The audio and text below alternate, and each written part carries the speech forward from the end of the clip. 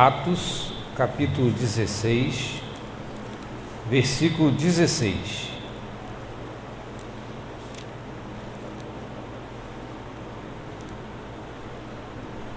Diz assim a palavra do Senhor. Todos acharam? Amém? Amém. Aconteceu que, indo nós para o lugar de oração, nos saiu ao encontro uma jovem possessa de espírito adivinhador, a qual, adivinhando, dava grande lucro aos seus senhores. Seguindo a Paulo e a nós, clamava dizendo: estes homens são servos do Deus Altíssimo e vos anunciam o caminho da salvação. Isto se repetia por muitos dias. Então, Paulo, já indignado, voltando-se, disse ao Espírito: em nome de Jesus Cristo, eu te ordeno, retira-te dela. E ele, na mesma hora, saiu. Vendo os seus senhores que se lhes desfizera a esperança do lucro, agarrando em Paulo e Silas, os arrastaram para a praça, à presença das autoridades. E levando-os aos pretores, disseram: estes homens, sendo judeus, perturbam a nossa cidade, propagando costumes que não podemos receber nem participar, porque somos romanos. Levantou-se a multidão unida contra eles, e os pretores, rasgando-lhes as vestes, mandaram açoitá-los com varas. E depois de lhes derem muitos açoites, os lançaram no cárcere, ordenando ao carcereiro que os guardasse com toda a segurança. Este, recebendo tal ordem, levou-os para o cárcere interior e lhes prendeu os pés no tronco. Por volta da meia-noite, Paulo e Silas oravam e cantavam louvores a Deus, e os demais companheiros de prisão escutavam. De repente, sobreveio tamanho terremoto que sacudiu os alicerces da prisão. Abriu-se todas as portas e soltaram-se as cadeias de todos. O carcereiro despertou do sono e, vendo abertas as portas do cárcere, puxando da espada, ia suicidar-se, supondo que os presos tivessem fugido. Mas Paulo bradou em alta voz: não te faças nenhum mal, que todos aqui estamos. Então o carcereiro, tendo pedido uma luz, entrou precipitadamente e, trêmulo, prostrou-se diante de Paulo e Silas. Depois, trazendo-os para fora, disse: senhores, que devo fazer para que seja salvo? Responderam-lhe: crê no Senhor Jesus e serás salvo, tu e tua casa. E lhe pregaram a palavra de Deus, e a todos os de sua casa. Naquela mesma hora da noite, cuidando deles, lavou-lhes os vergões dos açoites. A seguir foi ele batizado e todos os seus. Então, levando-os para a sua própria casa, lhes pôs à mesa e com todos os seus manifestava grande alegria por terem crido em Deus. Amém. Somente até o versículo de número 34. Amados, essa história, ela na realidade já estava sendo traçada por Deus. Alguns dias antes deste acontecimento, Paulo estava em Antioquia e estava ali com alguns discípulos. Havia Silas, Barnabé, João, e num determinado momento Paulo, ele então começa a projetar e a fazer a sua segunda viagem missionária. E nesse meio tempo, então, ele tem uma desavença com Barnabé, porque Barnabé queria levar João e Paulo não queria que João fosse. E nessa desavença, Paulo então sai com Silas e vai fazer a sua viagem missionária. E é interessante que nessa viagem, Paulo também conhece a Timóteo. E ele estava em uma cidade chamada Derbe, e ali foi quando ele conheceu a Timóteo. E Paulo então sai dessa cidade e ele vai para uma cidade chamada Frígio-Gálata. E ali ele então foi impedido pelo Espírito Santo para que ele pudesse pregar a palavra. Está lá em Atos 16, versículo 6. Saindo dali, Paulo vai para Mísia e chegando lá ele também se torna impedido pelo Espírito Santo para pregar a palavra. Saindo desse local, Paulo então tem uma visão de Deus. Paulo tem um sonho e nesse sonho ele vê um homem dizendo o seguinte: olha, vai para Macedônia porque nós precisamos de você lá.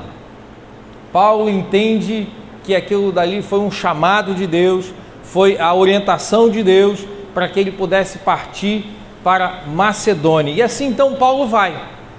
E nesse momento em que Paulo chega a essa cidade, ele encontra algumas irmãs em que tinha um local de oração. E o texto que nós acabamos de ler, ele fala exatamente isso, de quando ele estava indo para esse local de oração, ele encontra então uma mulher que estava possessa de um espírito adivinho, e o texto vai dizer também que aquela mulher, ela ficou repetindo durante muitos dias a mesma frase: olha, esses homens são servos do Deus Altíssimo e vos anunciam o caminho da salvação. E eu posso imaginar, porque o texto vai dizer o seguinte: Paulo estava já indignado de tanto ouvir aquela mulher repetir a mesma frase. Paulo entende e ele é usado por Deus, e ali então ele expulsa aquele espírito adivinho que estava naquela mulher. E fazendo isso, Paulo então agora começa a ter problemas com os senhores daquela mulher, porque eles entenderam de que Paulo acabou com a fonte de renda que eles tinham. E ele então denuncia a Paulo e a Silas, e eles vão para o meio da praça. Eles então ali são julgados, condenados, foram chicoteados e foram presos.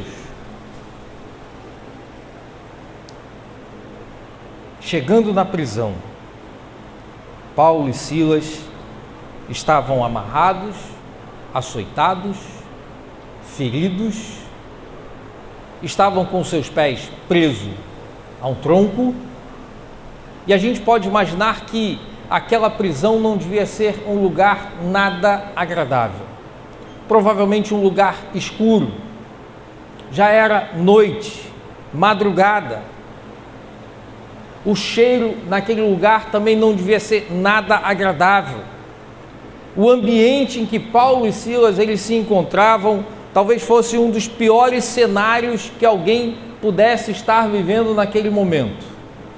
E de repente Paulo e Silas eles estavam cantando e orando, louvando ao Senhor.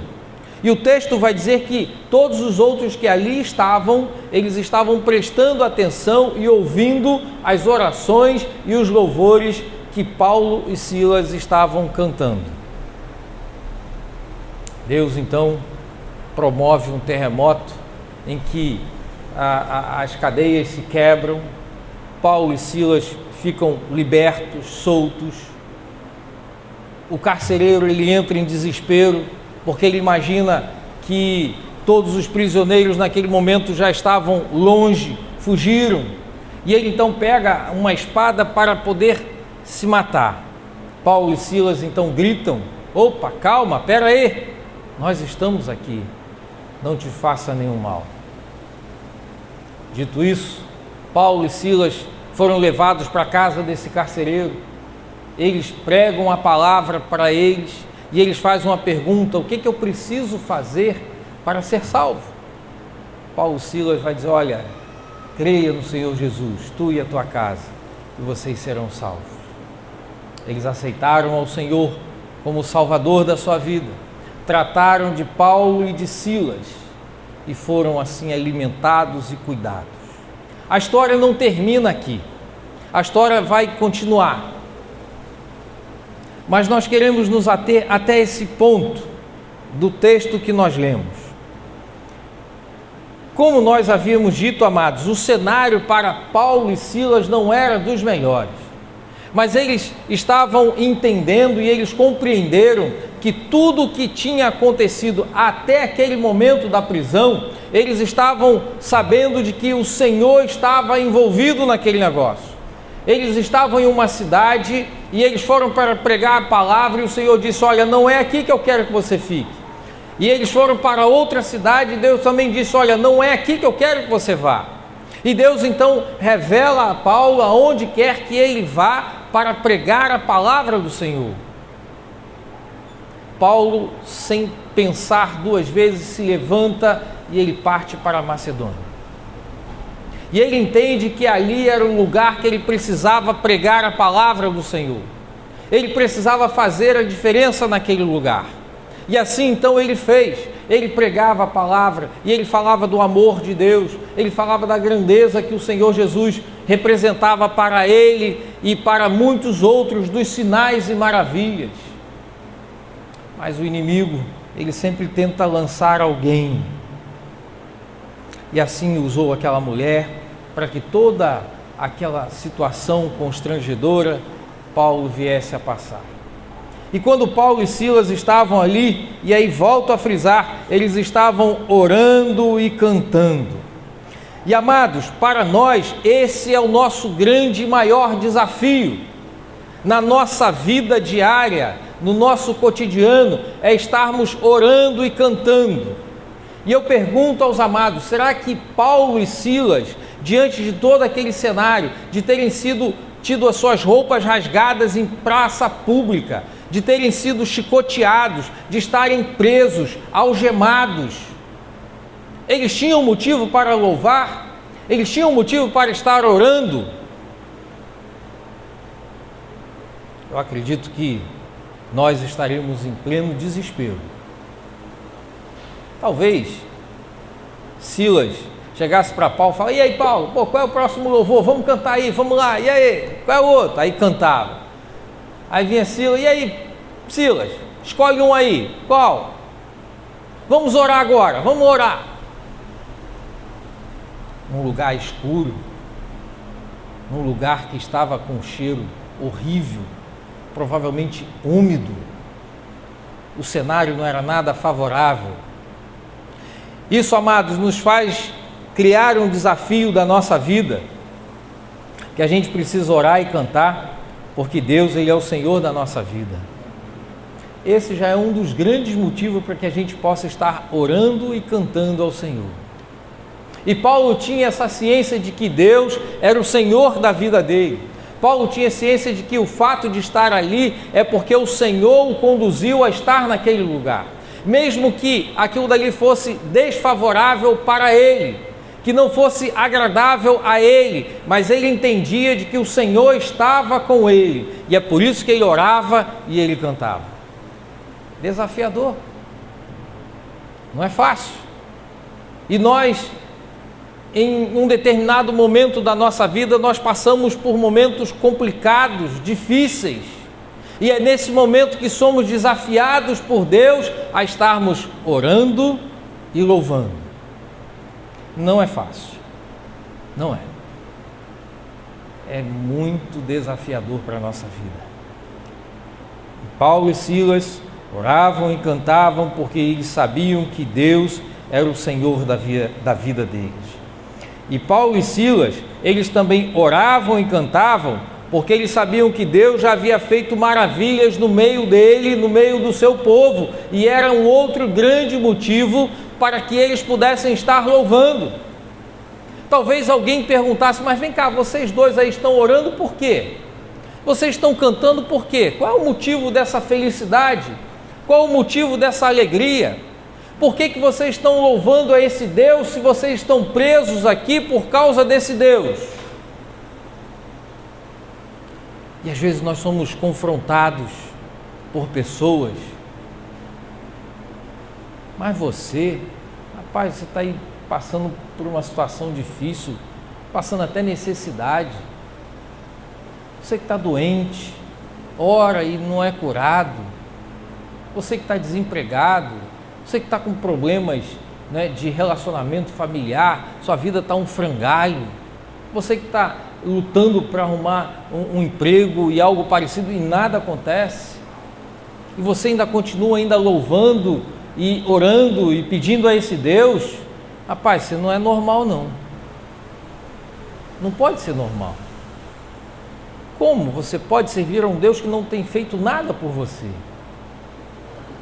E às vezes as pessoas pensam exatamente assim, dessa forma. Mas nós já experimentamos essa bondade do Senhor e a gente já experimentou as grandes maravilhas, assim como Paulo e Silas já tinham experimentado, e eles sabiam que o Senhor estava com eles, e eles assim entenderam de que Deus tinha planos e propósitos na vida deles. Talvez Paulo estivesse mais confiante o seguinte: olha, a minha missão ainda não terminou, talvez é necessário que eu passe por isso, mas a minha missão ainda não se encerrou, Deus tem ainda propósito a ser realizado através da minha vida. Eu não sei se você já parou para pensar nisso, de que Deus ainda tem propósitos a realizar através de você. Às vezes nós achamos que o nosso tempo acabou, que eu não vou me envolver mais com isso ou com aquilo. Olha, estou dando um tempo, chega. Já me aborreci, já me estressei e eu não quero mais. Mas Deus tem propósito na sua vida. E só termina quando o Senhor diz: olha, terminou. E aqueles propósitos que Deus ainda tinha a realizar através da vida de Paulo e de Silas, não iria se encerrar ali. E eles então estavam louvando, eles estavam orando naquele lugar terrível. E eles oravam mais uma vez, eles cantavam mais uma vez, porque eles sabiam que Deus estava com eles. Quantas vezes você tem orado e tem louvado ao Senhor com esse sentimento: olha, eu vou orar e eu vou louvar, mesmo que o meu cenário não seja dos melhores, mas eu sei que Deus está comigo. Às vezes nós temos a sensação de que Deus nos abandonou. Eu prefiro dizer o seguinte: Deus está surdo ao meu clamor. Ele está ouvindo, Ele sabe de todas as coisas, mas Ele está ali, ó: não vou ouvir o seu clamor agora. Não é a hora. Não é o momento. Amados, a gente serve a um Deus que pode realizar todas as coisas. Deus não poderia ter evitado de Paulo e Silas terem sido açoitados? Deus não poderia ter evitado de Paulo e Silas de terem ido para a prisão? Poderia ter evitado tudo isso. Mas se Deus tivesse evitado, Ele não teria tido contato com a família daquele carcereiro. As coisas acontecem de forma extraordinária. Talvez Paulo e Silas nunca teriam acesso àquele carcereiro, nunca teria tido acesso àquela família, mas Deus fez com que Paulo e Silas tivessem tido toda aquela experiência. Aqueles que estavam presos também tiveram a mesma experiência. Todos que ali presenciaram o momento em que Paulo e Silas foram presos, foram açoitados e chicoteados, todos que viram aquilo puderam também observar e ver a maravilha que Deus havia realizado através da vida deles. Às vezes é necessário que a gente sofra, que a gente passe por uma experiência que para nós é uma experiência negativa, mas que isso vai redundar em algo muito positivo para a glória de Deus.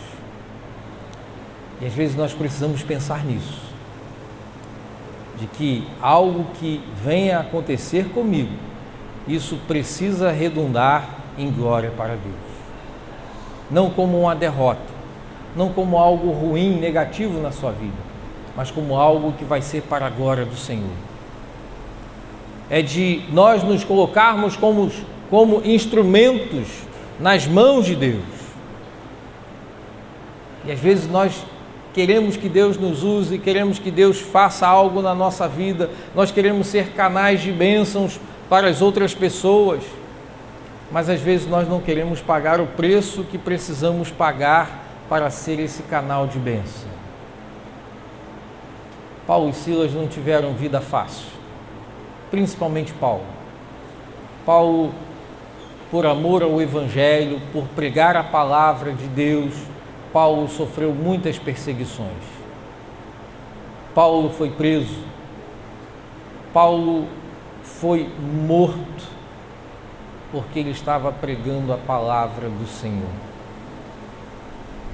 E às vezes nós reclamamos porque tem um chefe que pega no nosso pé, ou um vizinho que não gosta de mim porque eu sou crente, ou um parente que também não vai muito comigo porque eu também sou crente. E a gente às vezes fica incomodado com isso. Diante do que Paulo e Silas viveram, e em especial Paulo, nós não estamos sofrendo absolutamente nada. A igreja hoje sofre perseguição? Sofre. Mas ainda assim não é comparada com a perseguição que era lá no passado, lá no início da igreja primitiva. E hoje nós precisamos dizer: Senhor, eu tenho que orar, eu tenho que louvar a Ti, eu tenho que engrandecer o Teu nome. Sabe por quê? Porque Deus continua fazendo maravilhas no meio do seu povo. Deus continua fazendo maravilhas na sua vida. Deus continua agindo na sua vida. Deus continua te livrando de tantas coisas. E mesmo que você esteja cabisbaixo, mesmo que você esteja triste, porque Deus ainda não lhe concedeu aquilo que você tem pedido a Ele, ainda assim, Deus requer de nós que nós estejamos orando e louvando a Ele. Você já fez isso hoje? Você já orou ao Senhor hoje, com um coração assim bem aberto diante do Senhor? Não confiando naquilo que os homens precisam fazer para que você possa obter aquilo que você está pedindo ao Senhor. Às vezes nós estamos aqui: Senhor, abençoa aquela cirurgia, né, que os médicos... Será que os médicos podem ser o melhor médico que possa existir na face da terra? Como também pode ser o médico mais simples que possa existir na face da terra. Se não tiver a mão do Senhor, nada disso será possível. Se você está à expectativa de arrumar aquele emprego, aquela promoção, se não tiver a mão do Senhor, nada disso será possível. Talvez você possa até dizer: olha, eu consegui, mas se não for a mão do Senhor a estar ali, você não vai conseguir. Olha para a história de Paulo e Silas. Eles estavam caminhando para uma cidade e Deus disse: olha, não é aí que eu quero que você vá. Vá para outra cidade. Ele vai para ali, ele: não é aí que eu quero que você vá para outro lugar. Eu tenho planos e propósitos na sua vida em outro lugar. E assim Paulo foi obediente à voz do Senhor. Paulo e Silas, ao sair da prisão, os pretores, aqueles homens que estavam ali, que eram tidos como líderes políticos, podemos assim dizer, líderes que estavam no governo, quando souberam que Paulo e Silas tinham a cidadania romana, eles ficaram temerosos e disseram o seguinte: olha, libertem esses homens, mandem eles embora, porque isso vai trazer complicações para nós. E Paulo vai dizer: não é assim que as coisas funcionam, não. Da mesma forma como vocês vieram aqui e nos prenderam, agora eu quero que esses homens venham aqui e peçam desculpas a mim e a Silas. E com medo, assim o fizeram. E disseram: agora vai embora daqui. Chega de confusão. Amados, Deus tem propósito na nossa vida. Deus tem propósito na sua vida. E para que você possa entender quais são esses propósitos, o que Deus tão somente quer de nós é que nós estejamos orando e louvando ao Senhor. E mesmo que o seu cenário não seja dos melhores, mesmo que o lugar que você esteja não seja aquilo que você gostaria que fosse, mas ainda assim é o lugar que Deus quer que você, nós estejamos orando e louvando. O resultado disso foram várias famílias que se prostraram diante dos pés do Senhor. Paulo e Silas, mais uma vez, foram instrumentos nas mãos de Deus, para que a vontade de Deus se cumprisse. E que nós, amados, possamos ser também esses instrumentos nas mãos do Senhor. Peça isso ao Senhor: Senhor, eu quero ser um instrumento em tuas mãos. Eu preciso ser esse instrumento nas tuas mãos. Eu preciso ser canal de bênçãos. Eu preciso proclamar as tuas maravilhas, os teus feitos. Eu preciso proclamar aquilo que tu tem realizado na minha vida, Senhor. Se coloque diante do Senhor dessa forma. E eu tenho certeza que você, seja qual for a circunstância, você estará como Paulo e Silas, que estavam orando e cantando, adorando ao Senhor. Amados, que o Senhor nos abençoe, que o Senhor nos ajude nesses momentos difíceis, nesses momentos conflitantes da nossa vida, a estar diante dele, confiante, porque só assim é que a gente vai estar orando e louvando ao Senhor. Amém? Que o Senhor assim nos abençoe, amados. Amém.